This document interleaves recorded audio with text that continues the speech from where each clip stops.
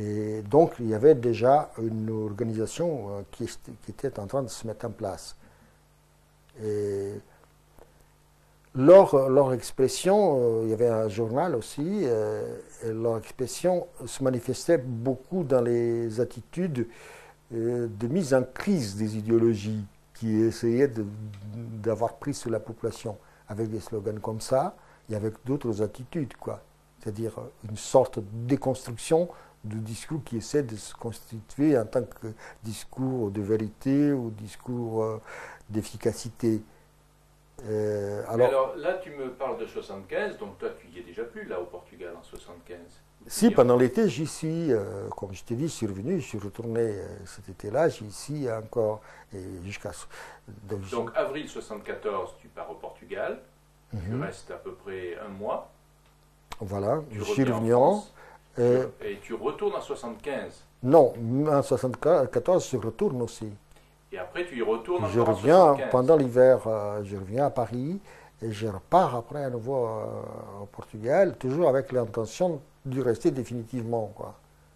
Donc Évidemment. tu as fait plusieurs tentatives pour Absolument. essayer de... Et c'est ce qui me différencie des autres gens qui étaient, par exemple, dans le cas des organisations de gauche à Paris, que je connaissais, c'est qu'eux, ils avaient leur famille à Lisbonne, ou des familles qui étaient suffisamment en situation de les accueillir, d'avoir un logement, d'avoir de quoi manger, et, tu vois, et pouvoir nager là-dedans.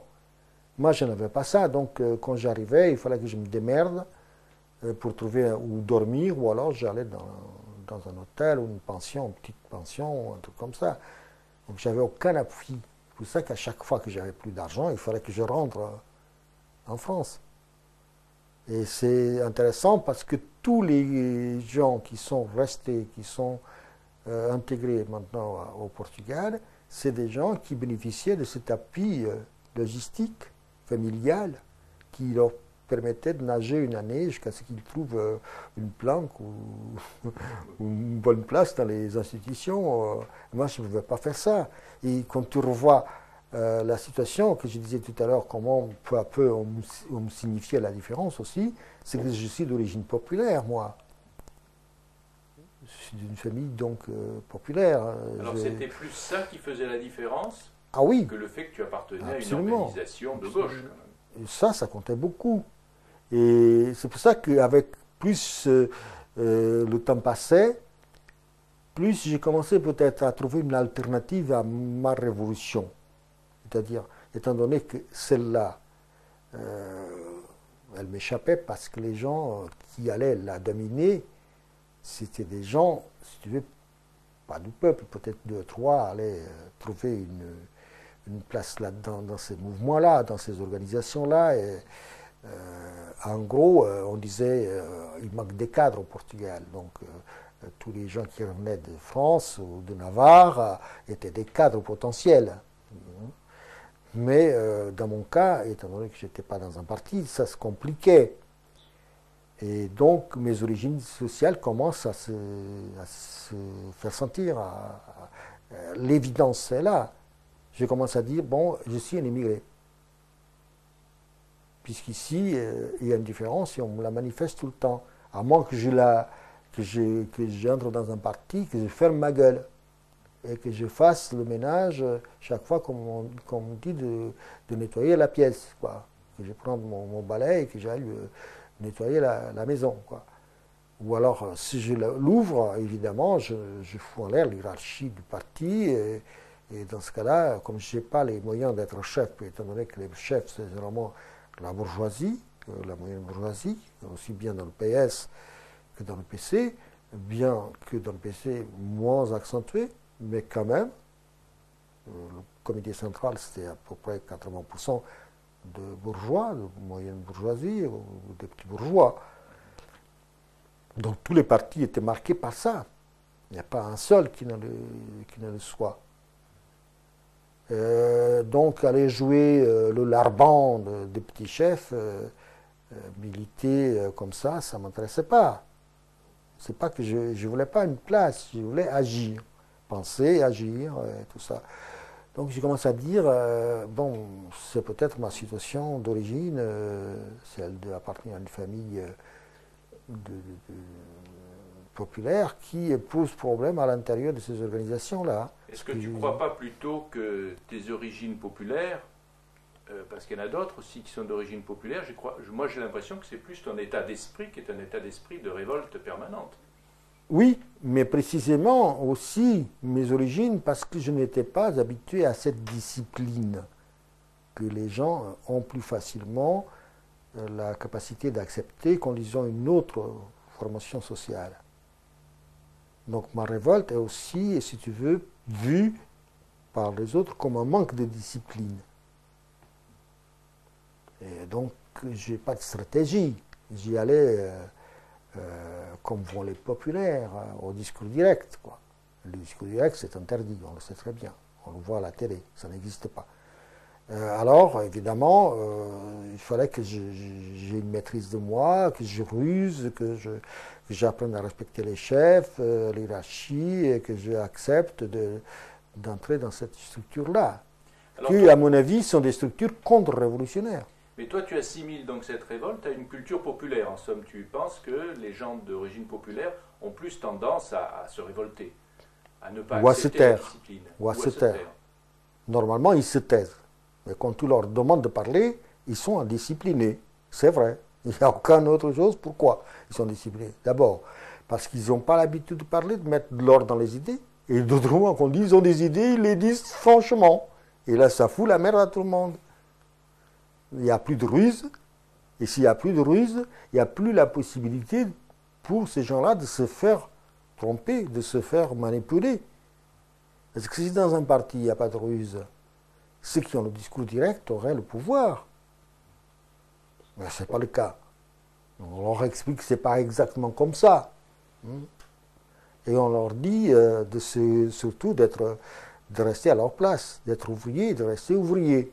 Parce que sans les ouvriers, après, il n'y a plus de révolution. Tu vois, donc, dans les partis, les militants, ils sont là pour justifier le haut de la pyramide. C'est pour ça qu'il n'y a pas de changement. Il fallait créer des mouvements horizontaux dans lesquels les formes de communication et de rapport seraient modifiées. Alors nous voyons que dans toutes les sociétés, l'hierarchie sociale se rencontre dans les partis. Comme on dit, les gens du PS ici sont des énarques, des énarques, quoi. Bon, ils sont tous des énarques, à droite et à gauche, tous des énarques. De temps en temps, il y a un populaire qui arrive à se suicider lorsqu'il devient Premier ministre, quoi. Mais c'est tout. Alors, à un moment donné, tu te dis, je vais rester en France, ou comment ça se passe? Tu te dis, je vais pas essayer de retourner encore une fois au Portugal, je décide de rester en France? Ça a duré en effet un bon moment, ces va-et-vient entre Lisbonne et Paris, tu vois, constamment, c'est-à-dire que je désespérais quand même pas, quoi. Après j'ai dit, bon, c'est pas dans le cinéma, je vais aller dans l'enseignement. Parce que j'en avais fait des diplômes, bon, alors j'ai essayé Et puis j'ai vu, en gros, qu'à chaque coup, je mettais les pieds dans le plat, quoi. Lorsque j'étais quelque part, je l'ouvrais. Finalement, le Portugal, c'est un pays petit. Et plus le pays est petit, plus, si tu veux, ce qu'on appelle les élites ont, si tu veux, la maîtrise de l'espace social. Et là, personne entre. Ou alors, même si tu entres, il y a des couteaux qui sont là. Il y a des mitrailleuses qui t'attendent. Bon. Où tu sais jouer avec tout ça, par exemple, la vie du Portugal est pratiquement jouée par 200 ou 300 personnes qui sont à Lisbonne. En gros. Bon, bien que maintenant, il y a une décentralisation qui fait que les mairies commencent à être souvent des gens qui ne sont pas des notables. Mais pour l'instant, il faut encore être docteur. Hein. Le peuple trouve le maire, c'est parce que l'ingénieur, le docteur, ou quelque chose comme ça. Oui, mais toi, tu étais devenu docteur en France avec tes diplômes. Ah oui, mais là-bas, c'est comme j'avais une chambre à un moment à Lisbonne, dans un petit immeuble, il y avait une concierge que j'aimais bien. Et elle disait toujours, docteur, aux gens qui habitaient dans ce petit immeuble, avec 3 étages et des petits studios. Et elle me disait, vous m'excusez, monsieur Madera, mais à vous, je ne sais pas dire docteur. Et elle avait raison. Ça se voyait que ce n'était pas la même chose, quoi. Mais celle le voyait, c'est que c'était visible. Et toi, tu aurais voulu apparaître comme un docteur? Ou qu'on te prenne pour quelqu'un qui avait quand même appris des choses? C'est-à-dire que c'est difficile à savoir, hein, ce genre de choses. C'est un peu comme être riche. Il faut être à un bon moment dans la situation de riche pour savoir jusqu'où tu résistes à la perversion. C'est ça. Il faut avoir le pouvoir à un moment pour savoir jusqu'à quel point toi-même n'as pas à l'intérieur de toi un petit diable qui est capable de jouer le jeu de ce que te demande la société, quoi. Donc c'est une question à laquelle tu ne peux pas répondre parce que tu ne t'es pas trouvé dans cette situation. Rarement. Et quand je me suis trouvé, en effet, je trouve qu'il y a par exemple, quand je me suis trouvé à Mosaïque, je me suis trouvé dans cette situation, hein. Et là, j'ai fait des dégâts parfois. Alors on va y venir. Alors, donc tu décides de ne pas t'installer au Portugal. Et alors qu'est-ce que tu fais là quand tu vois que tu ne vas pas pouvoir t'installer au Portugal? Tu décides de t'installer en France? Oui. Parce que tant que tu étais en France jusqu'à présent, tu pensais toujours retourner au Portugal. Absolument. C'est-à-dire que pour moi, d'ailleurs, c'est une chose extraordinaire, c'est que le fait d'être en France me mettait à l'abri de toutes les questions. Parce que je me disais, le jour où je peux rentrer au Portugal, donc j'y vais. Donc lorsque le fascisme sera terminé, je vais au Portugal. Donc, si tu veux, des questions existentielles ne se posaient pas pour moi. Parce que tout était résolu à sa place. Et du coup, lorsque tout ça est tombé, à l'intérieur de moi-même, il y a tout un espace de doute qui s'est ouvert. C'était qui je suis, qui est le Portugal, quelle est son identité, qu'est-ce qui se passe avec ces gens-là, qu'est-ce que c'est que cette révolution-là, qu'est-ce que c'est que ce pays-là. Donc je vais commencer à le connaître, hein. C'est à partir de ce moment-là que je vais le découvrir. C'est à partir de ce moment-là que je vais mesurer exactement la dimension de tout cela. Jusque-là, c'était que de l'imaginaire. On dirait, lorsque le gouvernement fasciste tombera, il y aura des choses formidables. Il y en a eu des petites choses formidables là, pendant un certain temps, mais c'est fini. Tout est retrouvé ses structures classiques, quoi. Mais en même temps, les gens vont se montrer. Et c'est là que moi-même, je vais me poser qu'est-ce que j'ai comme projet d'existence, qu'est-ce que je peux faire, finalement, qu'est-ce que ça veut dire, à la rigueur, pour moi qui n'étais pas du tout un type nationaliste, pourquoi cet attachement profond à ce pays-là? Précisément, je le sais, bon, tout le monde le sait, c'est le lieu où on passe son enfance qui marque définitivement quelqu'un. Son appartenance, quoi. Mais je vais découvrir en même temps cette configuration. Je vais voir un peu qu'est-ce que c'est que ce groupe social, ce qu'on peut appeler la société portugaise. Et en même temps, moi, je me suis dit, ah oui, je suis un immigré, donc il faut aller à fond dans l'immigration. L'immigration n'a pas été prise en ligne de compte pendant cette révolution. Elle a été laissée de côté. Et même elle, peut-être, c'est pas tellement emballée.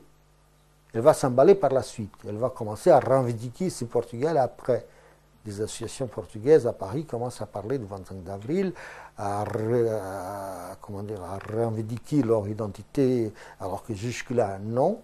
Les Portugais étaient beaucoup plus... Ils sont déjà discrets, ils étaient complètement invisibles, hein. Et là, ils vont se questionner eux-mêmes, ils vont se poser, c'est-à-dire leurs questions...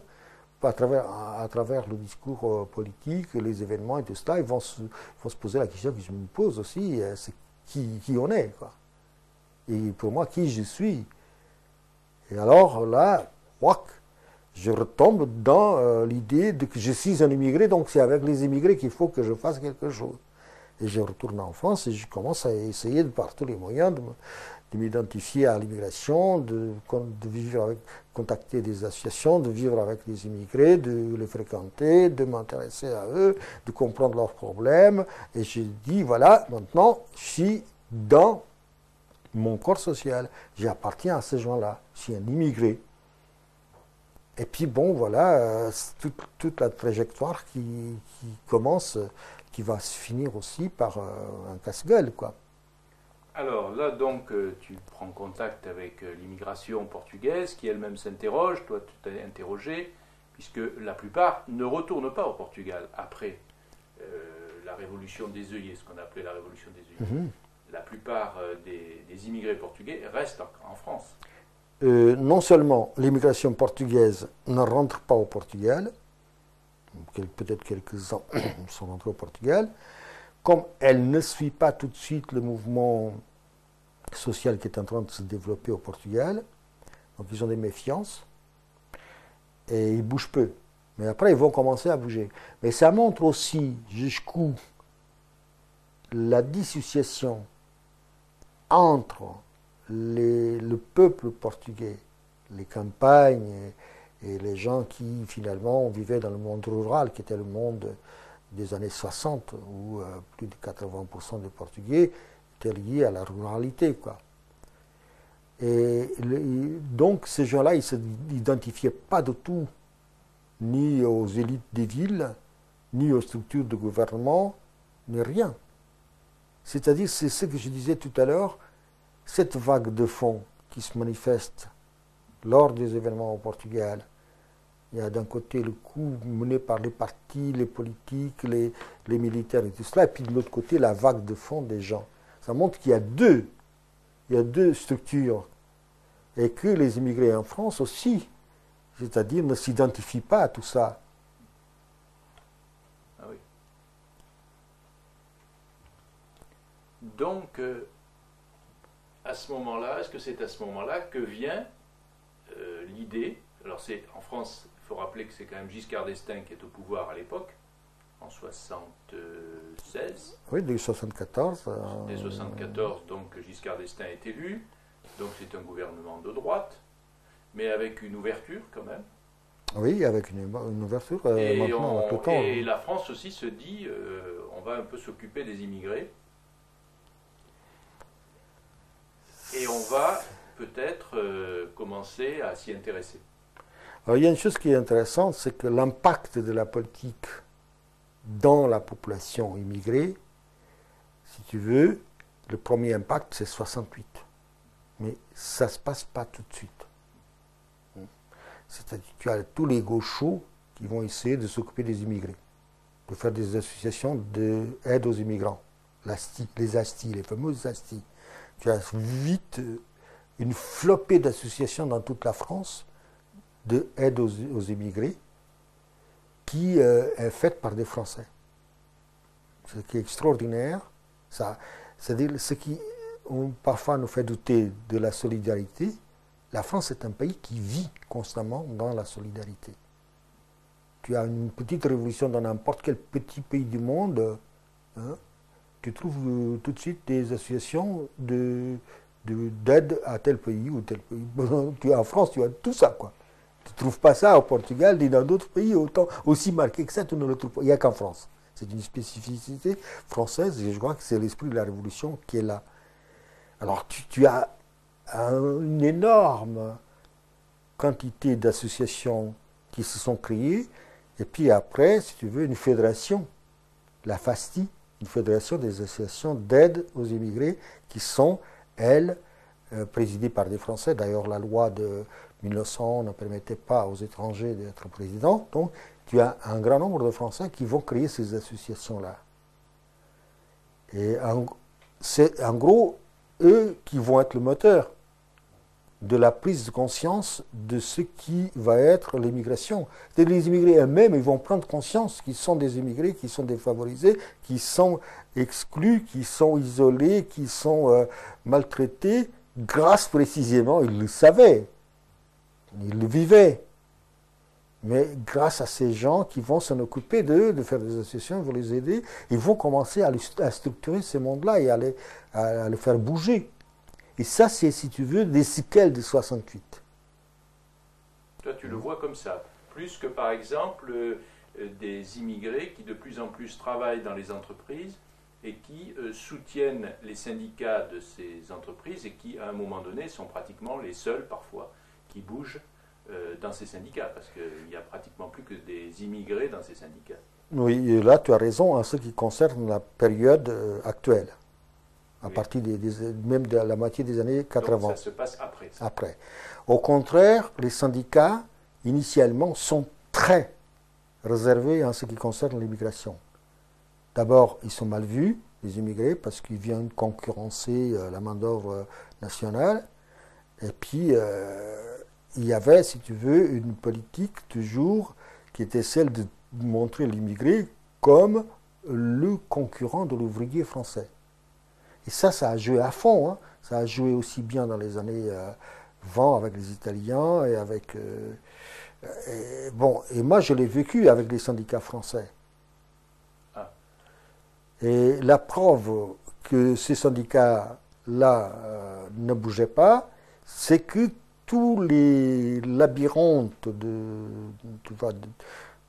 pouvoir accéder à une carte de travail et à une carte de séjour qui était imposée par le gouvernement n'a pas été mise en question par les syndicats. Alors, les syndicats, ils étaient bêtes. Pourquoi ? Parce que plus c'était difficile d'avoir une carte de séjour et une carte de travail, plus il y avait de travail clandestin, de travail en noir.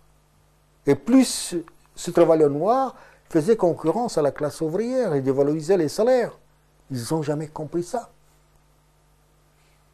Et s'ils mettaient en question, tu n'as jamais vu les syndicats à cette époque-là mettre en question et la carte de séjour et la carte de travail, le système qui faisait que c'est diabolique, pour avoir un, il fallait avoir l'autre, et comme tu n'avais aucun, tu n'avais rien. Et si tu n'avais rien, tu devais t'offrir comme travailleur en noir à n'importe quelle condition. Alors est-ce que c'est un souci, toi qui as vécu cette période justement, bon, avec ces histoires de cartes, est-ce que c'est un souci, ces histoires de cartes pour un immigré, quelqu'un qui si tu veux, c'est ce qui peut définitivement empêcher un étranger de cesser de se sentir différent et de se sentir étranger. Parce qu'à aucun moment, tu es tranquille. Moi, j'ai mes cartes de séjour et mes cartes de travail, c'était d'abord pour une année, puis au bout d'une année, donc tu ne bouges pas dans l'espoir qu'à la fin de l'année, si tu fais une connerie, tu ne quittes pas l'entreprise, tu ne fais rien, tu ne bouges pas, tu ne l'ouvres pas, parce qu'il faut à nouveau reposer la question du renouvellement de la carte de travail et de la carte de séjour. Donc tu es, si tu veux déjà, le scotch est là, et c'est fini, tu ne peux pas ouvrir, tu ne peux pas bouger, et tu ne peux pas non plus essayer d'aller du côté des organisations de gauche, que ce soit les syndicats, que ce soit les partis, parce que le patronat, il te voit. Donc, ils peuvent faire des pressions. Ils pouvaient faire toutes les pressions qu'ils voulaient. Comme de l'autre côté, les syndicats ne faisaient pas le pas non plus. Et finalement, l'échec des syndicats, il est prouvé par une chose concrète. C'est que toutes les associations dont je viens de te parler viennent faire le travail que les syndicats auraient dû faire eux-mêmes. Et s'ils ne le faisaient pas, et si les immigrés se défendaient aussi de leurs approches, c'est qu'ils voulaient que tu sois un syndicalisé de plus, mais ils ne voulaient pas s'en occuper de tes problèmes, qui étaient des problèmes spécifiques. D'ailleurs, leur slogan, c'était les travailleurs immigrés et les travailleurs français, même combat. Or que le combat initial des immigrés, c'était ce de pouvoir avoir accès à une stabilité. Alors à avoir des papiers durables, avoir moins de problèmes, moins de pression, précisément parce qu'ils sont dans une situation fragile, et que s'ils se opposent au patronat, surtout aux patrons dans les entreprises, ils étaient tout de suite dans la situation d'être vidés facilement. Et s'ils étaient vidés, ils n'avaient pas de renouvellement de leur carte de travail de séjour. Donc c'était pas possible que ce soit le même combat. Et puis les syndicats disaient encore, c'est des ouvriers comme les autres. Non, ce n'était pas des ouvriers comme les autres. C'était des ouvriers qui étaient dans une situation fragile et qu'il fallait d'ailleurs résoudre un grand nombre de problèmes administratifs et d'autres problèmes sociaux, précisément pour les mettre dans la situation de pouvoir agir. Donc ils les méprisaient en disant, ils n'ont pas de conscience de classe. C'était à coup sûr, on disait, ils n'ont pas la conscience de classe. Donc, ils ne s'identifient pas à la classe ouvrière, ils ne peuvent pas défendre les intérêts des ouvriers. Il faut comment dire, à la rigueur, il faut les regarder un peu comme des primates. Hein. Il faut peut-être 30 ans d'usine pour qu'ils comprennent qu'ils sont des ouvriers. Alors que quand tu vis ça dans la peau, tu le comprends tout de suite, quoi. Alors vraiment, les associations d'aide aux travailleurs immigrés viennent montrer la déficience du mouvement ouvrier en ce qui concerne les immigrés. Et en même temps, leur regard discriminatoire. Parce qu'ils les accusaient de ne pas faire grève, ils les accusaient de faire baisser les salaires, ils les accusaient de tout ça. Alors ce n'est qu'à partir du moment où les appareils politiques comprennent qu'à partir de 60, 70, une grande partie des enfants d'ouvriers deviennent des employés du commerce ou deviennent des employés du bureau, et que la classe ouvrière commence à être de plus en plus représentée par des immigrés, qui commencent à essayer de comprendre, de courir après. Mais en même temps, c'est-à-dire le mouvement des associations de travailleurs immigrés, d'aide aux travailleurs immigrés, avait déjà fait tout un travail extraordinaire. C'est pour ça qu'on peut dire que les gauchistes en France ont un rôle très positif. Sont eux, si tu veux, le premier groupe à intégrer les immigrés dans la société française, en faisant un pas vers eux, en ayant l'attention d'essayer de comprendre quels sont leurs problèmes, de les aider, non seulement à écrire des lettres à la famille, comme à les accompagner à la préfecture de police pour résoudre leurs problèmes de carte d'identité, comme à essayer de résoudre les problèmes de logement, tout un tas de problèmes comme ça. Parce qu'au fond, le patronat, il était plus intelligent que la classe ouvrière. En disant, on les laisse rentrer comme ça, et ils sont dans les bidonvilles, ils sont à la disponibilité de tout le monde, et puis on peut mieux les isoler que dans une ville, on sait qu'ils sont tous là. Hein, c'est un ghetto. Alors ces associations, elles servent à la fois, tu l'as expliqué, pour résoudre certains problèmes administratifs, pour aider dans ces problèmes administratifs, et d'autre part, est-ce qu'elles jouent un rôle sur le plan culturel, pour que les gens se retrouvent dans leur culture? C'est-à-dire que l'idée de revendication d'identité culturelle vient beaucoup plus tard. Et à la rigueur, elle vient de l'idée que les types se reconnaissant en tant qu'appartenant à une culture précise, que ça pouvait aider à pénétrer ce monde des immigrés, en leur projetant des films, en leur montrant des choses qui étaient un signe de reconnaissance de leur propre culture, qu'à partir de ce moment-là, il y aurait chez les immigrés une plus grande ouverture. À la rigueur, ça a été une stratégie, une méthode d'approche et de compréhension des autres. En acceptant leurs pratiques culturelles, on acceptait aussi leur identité et le respect d'eux-mêmes. C'est surtout une reconnaissance. Et cette reconnaissance permet, si tu veux, de mettre les gens à l'aise et de pouvoir communiquer. Alors, venons-en peut-être à la création de cette fameuse émission Mosaïque, dans laquelle nous nous sommes rencontrés. Comment est née l'idée, d'après toi? Comment elle est arrivée dans les associations?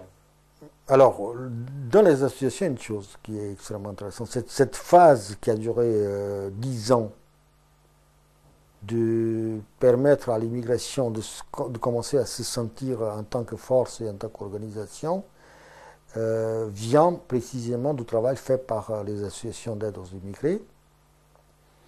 Et l'État, enfin les gouvernements, commencent à voir qu'il y a un nouveau espace social qui s'organise et qui se structure. Et que là-dedans, il y a un grand nombre d'organisations qui investissent le terrain et qui essaient de faire un travail d'organisation et de politisation. Alors le gouvernement pense qu'il faut contrecarrer ça. Il faut qu'ils interviennent aussi. Et l'idée de faire des émissions politiques, des émissions pour les immigrés, comme aussi celle qui a été faite par l'Église, de faire entrer au maximum les religieux dans l'immigration, favoriser cette pénétration pour les encadrer, parce qu'autrement c'était une force explosive qui était là et qui pourrait être incontrôlable. Il fallait les contrôler par la police, par les curés et par des moyens de communication. Mais des moyens de communication qui ne respectent pas les lois de la démocratie. Parce que les moyens de communication sont des moyens d'information. Et dans ce cas-là, comme on le dit aujourd'hui, il faut qu'ils soient indépendants du pouvoir. Non. Qu'est-ce que la France va faire, le gouvernement français? Elle va faire la même politique que les pays de dictature. Donc on va créer des organisations et des organes de communication dépendant directement du ministère. Et ce qui est incroyable, c'est qu'il n'y a aucun mouvement qui est capable de dénoncer cet endoctrinement, de mettre des gens à travailler dans l'information destinée aux immigrés dans une situation de dépendance d'un ministère où la liberté d'information et de communication ne pouvait pas avoir lieu. Mais je pensais que de toute façon, quand il y a un terrain comme ça, il faut l'investir. Sinon, ce sont les opportunistes qui vont le faire, et puis tu restes comme ça. Et en même temps, il y a, si tu veux, un contre-coup. Parce que la télévision a un prestige extraordinaire. Il y a, si tu veux, une grande possibilité d'acceptation chez les gens. Alors, quand ils ont commencé à penser à une émission, il existait déjà une émission avant, qui s'appelait je me trompe peut-être, c'était des étrangers parmi nous.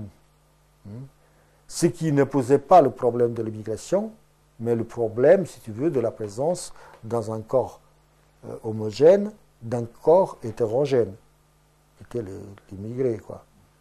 Et là, donc, l'arrivée, en effet, de Giscard fait qu'on veut changer ces étrangers parmi nous qui n'avaient aucun écho, aucune présence d'écoute, quoi. Et on a pensé à un nouveau projet. Donc, il y a plusieurs possibilités, des maquettes qui ont été faites, et tout ça. Et c'est à ce moment-là que j'ai été mis au courant de cette organisation qui était l'OCI, qui cherchait quelqu'un, et ça c'est intéressant, quelqu'un qui représente des ethnies importantes. Donc un Portugais pour la figuration, un Algérien pour la fabrication, comment dire, aussi pour la représentation des groupes maghrébins et des Algériens parce qu'ils étaient forts, présents. Les Portugais aussi étaient 700 000, donc les deux. Et en même temps, en français, et puis tout le reste, ce serait des Français, précisément pour empêcher ces deux immigrés de faire quoi que ce soit. Important. Donc je ne connaissais pas Fares, c'est à travers donc cette organisation que j'ai contacté en disant que je proposais pour travailler à la création de cette maquette qui pourrait être une maquette d'émission pour les immigrés. Alors, donc, est décidée la création d'une émission de télévision. Est-ce que tu sais comment est venue l'idée de cette émission de télévision?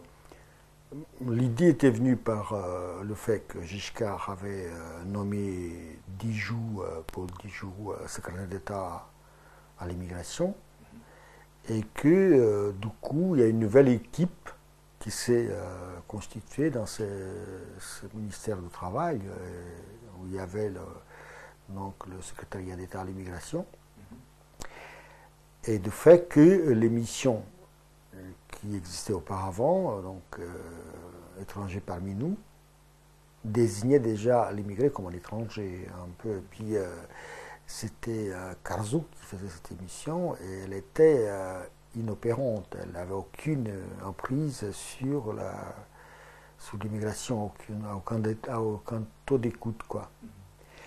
Puis d'autre part, il y avait l'encadrement de l'immigration par les associations un peu gauchistes et un peu, tu vois, qui risquaient de ramener cette masse de gens vers quelque chose de contestable, comment dire, de la politiser un peu, l'organiser, lui faire jouer un rôle de pression. Et l'émission a été créée précisément pour contrecarrer tout cela. Et l'idée, c'était le danger que disaient à l'époque les théoriciens, même de gauche, qui étaient contre cette attitude-là, parce qu'ils disaient on va essayer de mettre en place des rapports de force politique du type américain, où les immigrés vont négocier leur vote par ethnie. Donc, on voulait une intégration à la française. Une intégration à la française, c'est l'assimilation, c'est-à-dire dissoudre dans le corps de la nation française tout élément étranger, comme ça a été par le passé, en gros. C'est ce qu'on appelle le bon modèle de l'intégration en France, ce qu'on appelle le creuset français, qui permet d'avaler l'autre, quoi. De l'avaler dans sa forme la plus traditionnelle et de dessoudre dans son corps. Hein. Et l'inconvénient donc d'une organisation de l'immigration, c'est que ça posait ces dangers-là, et d'autre part, c'est organiser l'immigration par ethnie. Ça créait aussi une autre situation, c'est qu'on ne pouvait plus traiter ces immigrés-là en tant qu'éléments individuels, puisqu'ils commençaient à s'organiser en tant que force.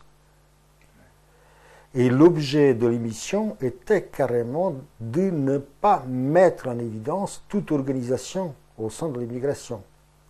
Que d'ailleurs, en gros, c'était interdit. Hein. C'était les Français qui étaient, comme je l'ai dit tout à l'heure, qui étaient à la tête de ces organisations, de ces astis.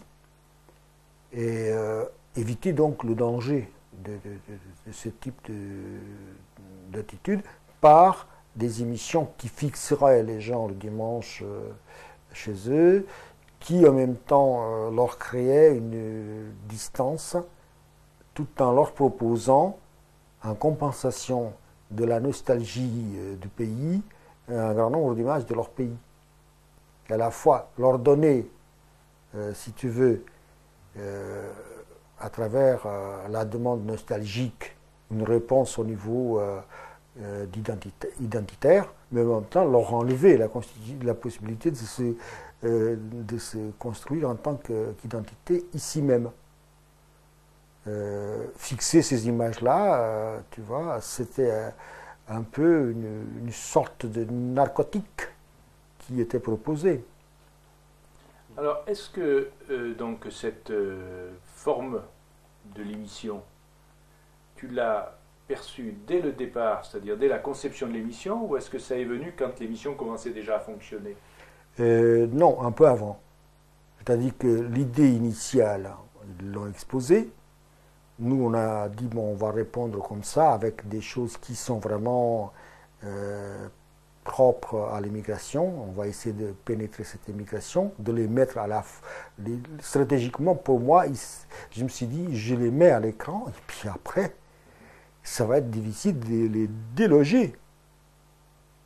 Donc il faut absolument que je fasse en sorte que ça se passe en effet entre immigrés qui se sentent représentés et en même temps par là qu'ils prennent conscience du fait qu'ils peuvent avoir un poids à travers ces images-là.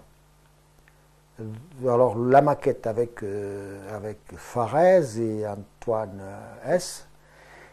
a été faite comme ça en 2 ou 3 soirées, et on n'a pas tellement précisé les choses en détail. On a donné des rubriques, quoi, et avec un petit peu d'informations qui visaient à donner une idée de chaque rubrique.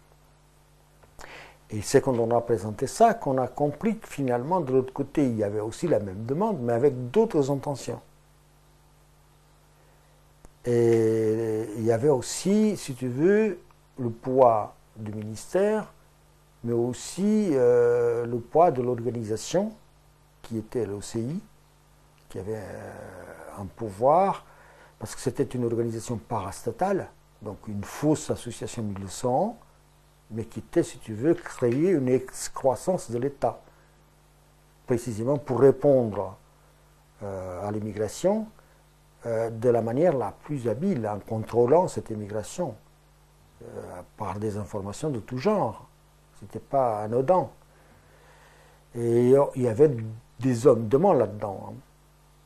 Il y avait des hommes qui étaient des gens sûrs et qui avaient aussi des ambitions, souvent pas les mêmes que celles du secrétariat à l'État, du secrétariat d'État, Dijoux, qui peut-être étaient beaucoup moins réactionnaires que les gens de cette organisation-là, qui étaient à la tête de cette organisation. Et eux, ils pensaient aussi y faire un peu son beurre. Hein. Il y a des choses que je ne peux pas dire parce que ça pose des problèmes de pouvoir les prouver avec les documents.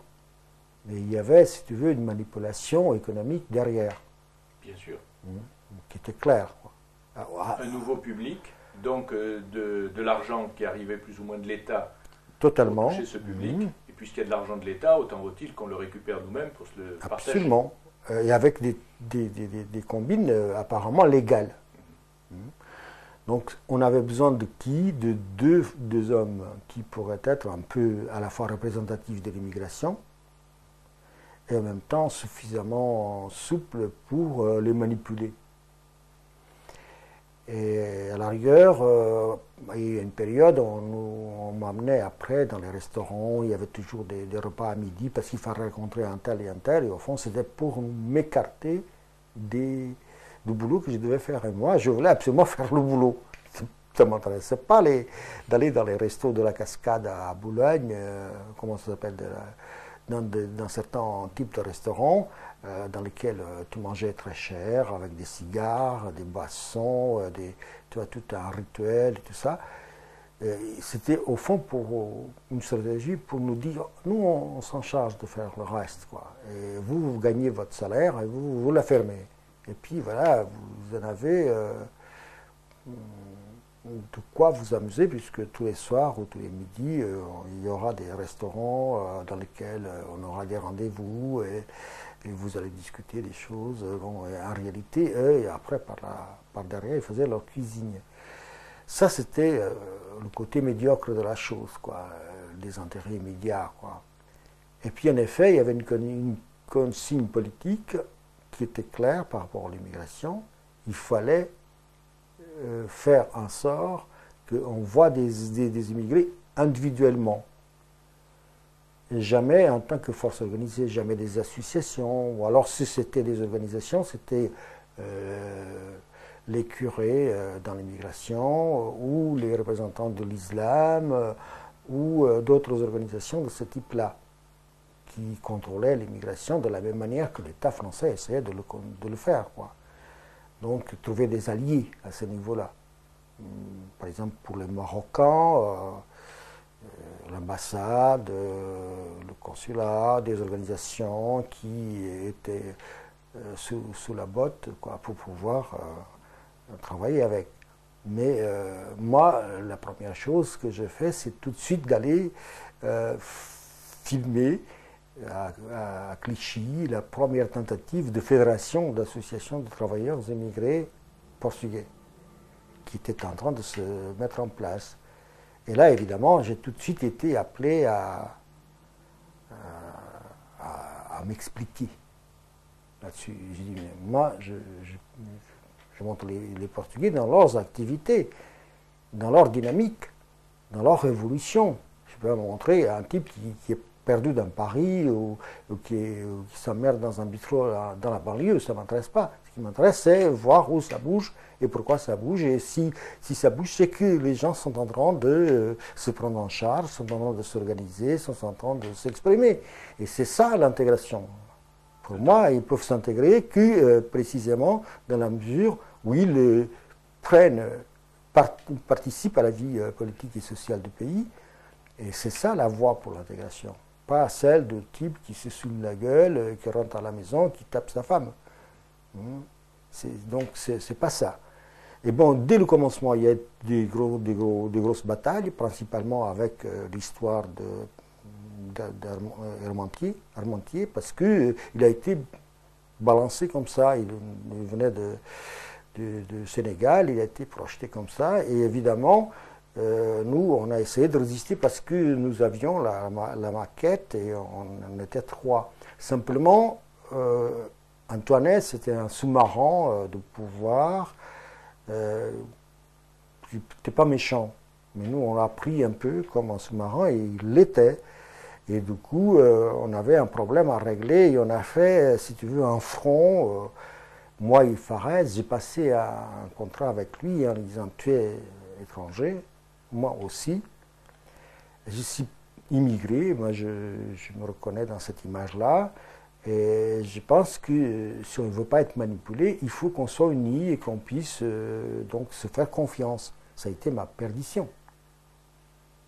Très très vite, hein. Je vais te dire une chose, c'est-à-dire que quand tu es parti à Concarneau faire ton reportage, le souci immédiat, lorsque tu es retourné de Fares, c'était de réduire l'importance de ton reportage au maximum.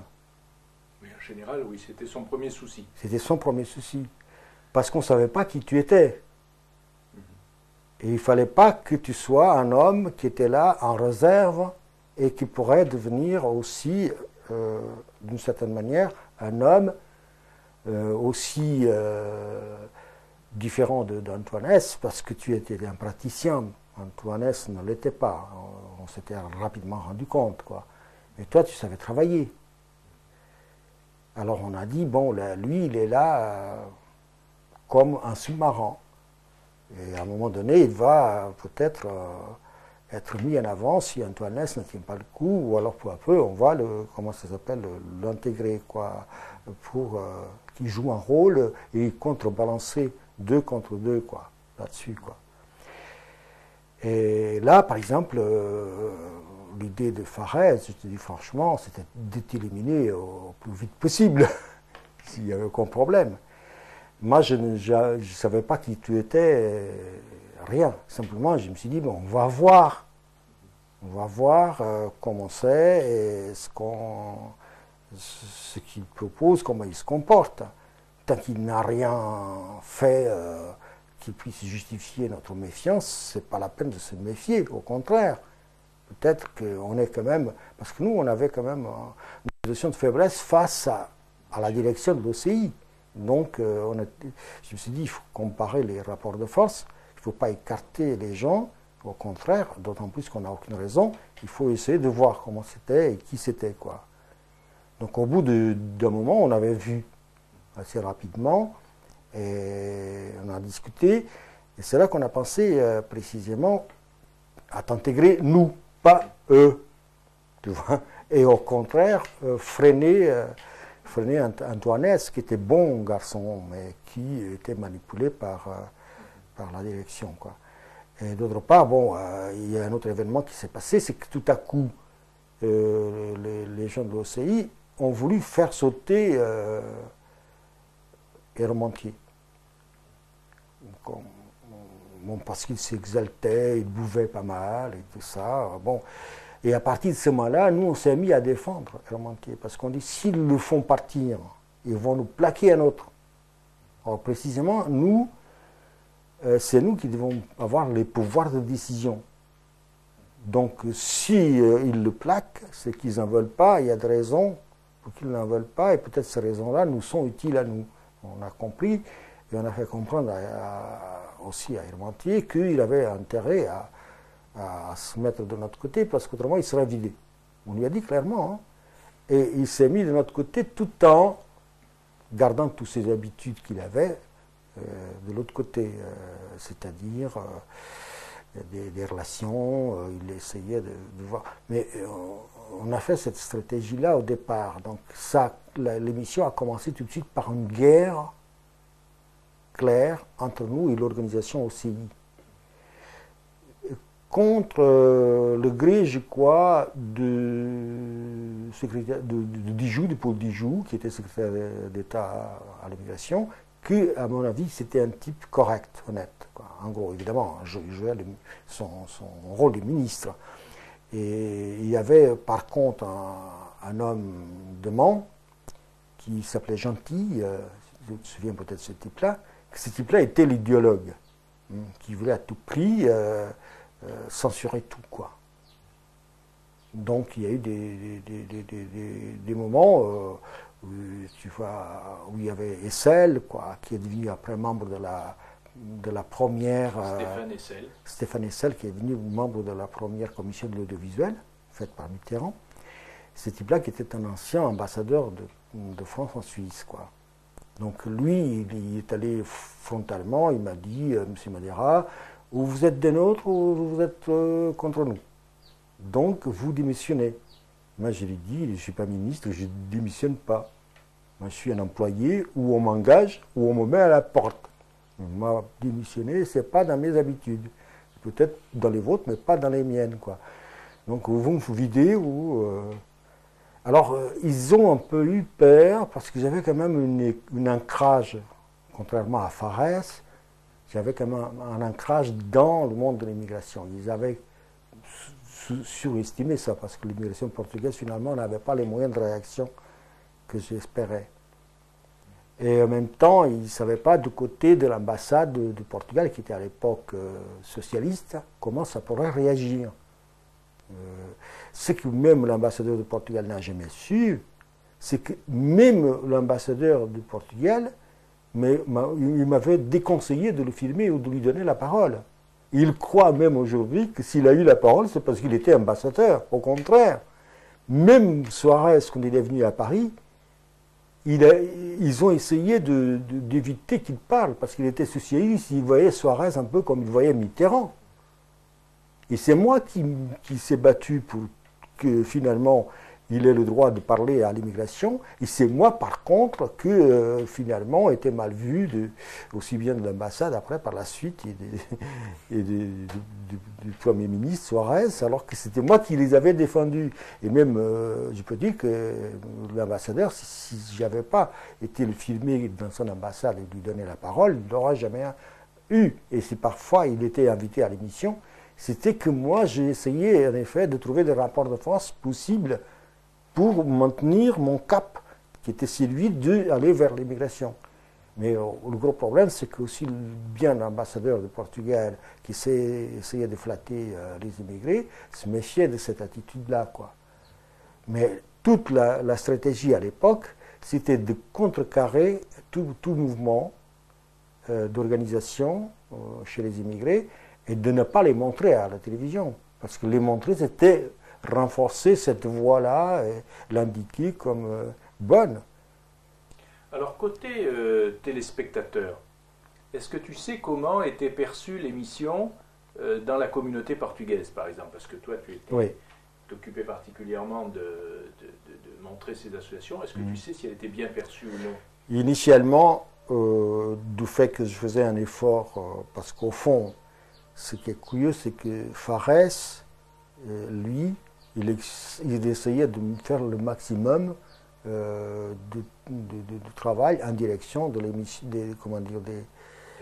des Maghrébins et encore des Algériens. Et en plus des Algériens, il essayait de se trouver des gens à côté.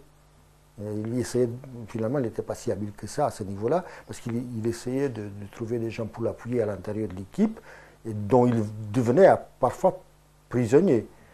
Et en même temps, c'était les officiels qu'il essayait aussi de convaincre. Il avait ses entrées dans la politique, parce que son père a été le type qui a servi d'intermédiaire entre le gouvernement français et la négociation avec le FNL, FLN, lors de l'indépendance. Donc il avait ses entrées dans la droite française et il y avait des tuyaux, quoi. Et en gros, il allait dans ce sens-là et il avait déjà visé l'hypothèse de devenir, lui, le seul patron de cette émission. Donc il fallait qu'il vire non seulement Hermantier, mais qu'il vire aussi Antoine Weiss, qui a été, comme tu l'as remarqué, tout de suite hors jeu. Donc avec notre alliance, on l'a mis hors jeu. Je l'aimais bien en même temps, ce type. mais il avait un côté, en effet, irrécupérable. Et Ah qu'il oui, il oui, était, il racontait tout. Tout, il racontait tout, quoi. Et même, non seulement au ministère, il courait au ministère hein, pour essayer d'avoir le pouvoir oui, il et était tout ça. à la fois, moi c'est grâce à lui que j'avais su ce qui se passait là, et que ça m'intéressait de participer à une émission en direction des immigrés, puisque moi comme j'avais travaillé à l'étranger, je travaillais avec des étrangers à la Régie Renault, ça m'intéressait de travailler aussi avec des étrangers à la télévision française.